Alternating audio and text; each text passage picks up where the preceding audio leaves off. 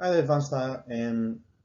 At our meeting last week, our class call last week, I talked about how we would just leave the content and give out a check test. But when I looked at the check test actually covers the next part of the content. So we really need to finish off this last little bit before I give you the next check test. When I looked at the slides, there's only 3 slides left of the course. So what I'm going to do today is I'm just going to finish off the course. I'm going to finish off division of wavelength and polarisation, which are the last 2 things in the Advanced Higher Physics course. There are, however, another 4 tutorials to do. So I'm not going to make you do all the tutorials at the one time. We're going to spread them out a little bit, and we will do some check tests in between. And hopefully within the next few weeks we might be able to return to school a wee bit. We just need to see what the government announces. So the first thing we're going to look at this week is division of wavelength. Now you've been doing division of amplitude up to now, which is to do with reflected rays of surfaces as they refract and reflect through surfaces, and you get an interference pattern as they reflect off the surface. That's division of amplitude. This is division of wavelength, which is exactly what you did at higher. And it's when you pass, so interference by division of wavelength is the same technique as studying in higher physics. So you need to remind yourself about how you created interference patterns in higher with your constructive and destructive interference lines. So basically you put a waveform through a slit and it diffracts through the slit, causing the wave to diffract around the corners of the slit. Now please revise this from higher. You'll see it on page 86 of your textbook as well. Now this refers to a Young's double slit, it's called. A Young's double slit is basically a diffraction grating but with just 2 slits in it, and then you get 2 coherent waveforms coming off, and they form an interference pattern with constructive and destructive interference lines, which you would have done at higher. So you'll just recap the pages in the textbook. That'll help you out with that, and also if you need to go back and have a look at your work from higher as well, and that'll help you with that as well. So these multiple slits produce multiple coherent waves which cross to produce lines of constructive and destructive interference. The distances between all points on the interference pattern can be used to derive the equation opposite. So this part here is the only bit we're adding for advanced higher, being able to use a kind of harder formula. So this is the formula here, delta x, where delta x is the distance between the 0 order maximum, that's the middle, remember from higher, and the first order maximum. So the distance between all points in the interference pattern can be used to derive the equation opposite. So the delta x is the distance between the 0 order and the first order. Lambda is your wavelength. Capital D is the distance between diffraction grating and the screen, and small d is the diffraction grating spacing in meters. Now the place which everyone gets caught out with this at higher and advanced higher is that the small d value is often given as so many lines per millimetre. Now that's not the value of d. The value of d needs to be in actual meters. So if d is given as 600 lines per millimetre, the actual spacing between the lines must be used. This would be 1/600,000. So how you work that out is if it's 600 lines per millimetre, it's 600,000 lines per metre. So what is the actual spacing between it? Well, it's 1 metre divided by the 600,000, and that would get you the actual spacing between the lines in metres. So 600 lines per millimetre is 600,000 lines per metre, therefore it's 1 divided by 600,000 to give you the actual spacing in metres. So just using that formula, there's a whole lot of questions and tutorials on this, and maybe a bit of revision from higher. Check page 86 on your textbook, and that'll help you go back through that again as well. So that's really the only slide we need for the next 2 tutorials, and they'll be the first 2 tutorials that we do. What I'm going to do is I'm just going to move on and talk about polarisation, and that means that we can move on and finish that off for the end of the course if we want. The tutorials on polarisation are quite small, and then we can maybe get the course finished pretty soon. So polarisation. Polarisation is page 88 of your textbook. This is quite a nice little diagram of polarisation. So unpolarised light oscillates in all planes. So looking at the top diagram here, this is light. Light oscillates up and down the way and side to side. Okay, that's it just polarises in all planes. It's more than just up and down the way and side to side. It's actually in a kind of cylindrical shape. There's up and down, side to side, angles, all sorts, and the wave goes like this and like this. It's also going like this all over the place, but in a kind of straight direction. So that's unpolarized light. Now, a polarizing filter, which is this here, takes the light that's polarized, that's unpolarized, so it's in all sorts of planes, it's oscillating, and it changes it so it only oscillates in one direction, in one plane. So a polarizing filter or a polarizer reduces the light to oscillate in one plane only. So plane is a way, so think about the X plane, the Y plane, the Z plane. So X and Y, so X is up and down, Y is side to side. So light is oscillating in all these planes at the one time. And a polarizer takes the unpolarized light and changes it so it only goes in one plane. Now, what you can do is you can take a polarizer and a second polarizing filter called an analyzer. Now, if you look at the same thing, this one is polarizing up and down, and this one is polarizing up and down here, and then the light just passes straight through.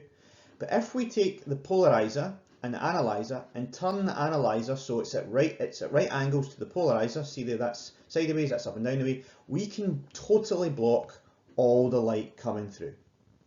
So we can take light that was going up and down the way, and we can turn it sideways, and we can get no light coming through at all.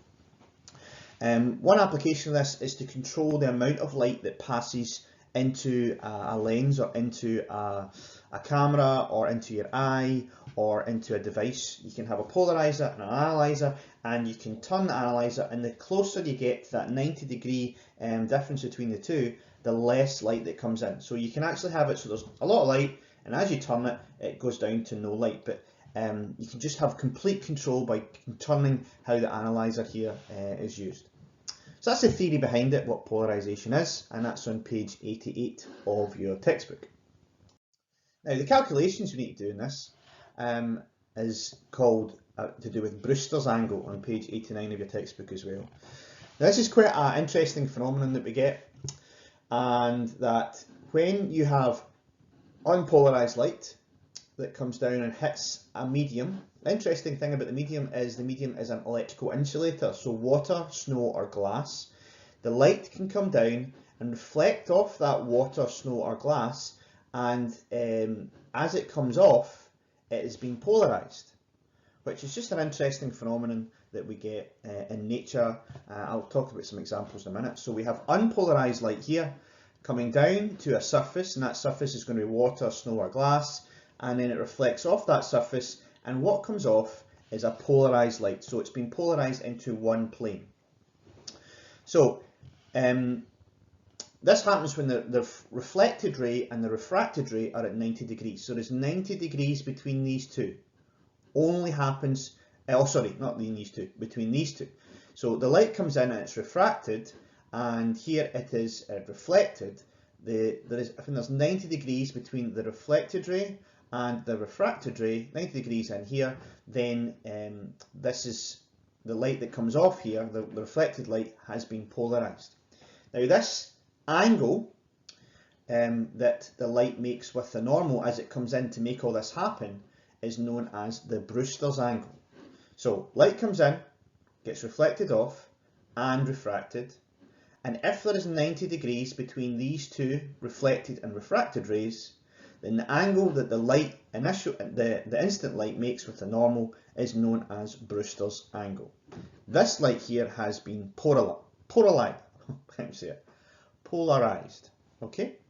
So polarizing filters are used on optical devices to filter out unwanted reflections, sunglasses removing reflections from snow or water. So what this means is sometimes when you look at a pool of water, you don't see into the water. You often just see a reflection on the water. So if you've ever been in a boat and looked in the water, sometimes you see the sun reflecting in the water and you can't see into the water very well. Depends on the height of the sun. If the sun is directly above the water, you tend to see really clearly. If the sun is at an angle to the water, it tends to bounce off the water and you don't see it. So you can buy polarizing sunglasses.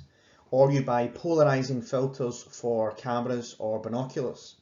And what they do is, I've got a pair of polarizing sunglasses, is what they do is they have a polarizer in them, that the lens is a polarizer. So just like we had in the last slide, it's just got the ability, it's got a right angle to the polarizer in the lens is at right angles to the polarized light getting reflected. It's not at right angles to allow you to see what's underneath the water, but it is at right angles to the reflected ray that comes off the water, meaning it cancels that light out. So the polarized light that's coming bouncing off the water gets cancelled out by your polarizing sunglasses. It basically acts like an analyzer, and therefore you don't get that reflected light, and you can see into the water, and you can see what's under the surface of the water. Now, it doesn't completely reduce all reflections, because the light will reflect at lots of multiple angles, but it can reduce quite a large number of reflections and make it much easier to see into the water. Now, fishermen might use that so they can see the fish. They're also used for, and that's what I've got them for, I've got a set of snowboarding goggles and a set of snowboarding sunglasses.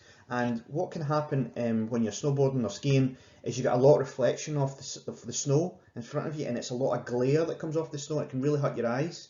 So you get these polarizing goggles or polarizing sunglasses, and they stop that reflection off the snow, meaning that you don't get that glare off the snow, and it makes it a lot easier to see and doesn't give you a sore head. So polarizing filters are used in optical devices to filter out unwanted reflections, e.g. sunglasses removing reflections from snow or water. Okay, so the formula that links all these together, you don't need to know the derivation as such. Here's the formula at the bottom. But we're looking at refractive index here. You've got the Brewster's angle and the refracted angle. You've got, so you can work out a little bit of a formula here, 180 minus the Brewster minus 90, just by working it out. And then you cancel it down and you get sine over cos, which gives you a tan, and therefore you've got n, the refractive index of the medium, is equal to tan of the Brewster's angle. So you can work out the Brewster's angle if you know the refractive index. If you know the refractive index, you can work out the Brewster's angle. Really easy to follow formula as well.